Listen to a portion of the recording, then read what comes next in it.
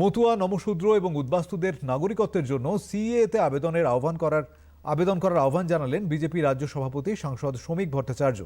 SIR প্রক্রিয়ায় শুনানি পর্বে লাইভ স্ট্রিমিং এর দাবি জানান তিনি।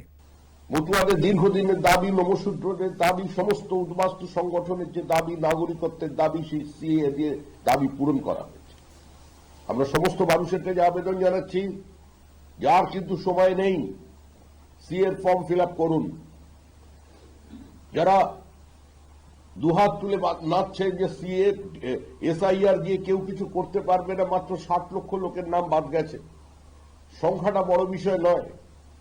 হিয়ারিং সেশন যখন শুরু হবে, আমাদের যেটা দাবি, আশা করি নির্বাচন কমিশন সেটা রক্ষা করবেন, যে লাইভ স্ট্রিমিং এর সেটা হলে আগে মানুষ দেখতে পাবে কোথায় নিয়ে গিয়ে তারা পশ্চিমবঙ্গকে দাঁড় করিয়েছে, কারা ভোটার লিস্টে আছে।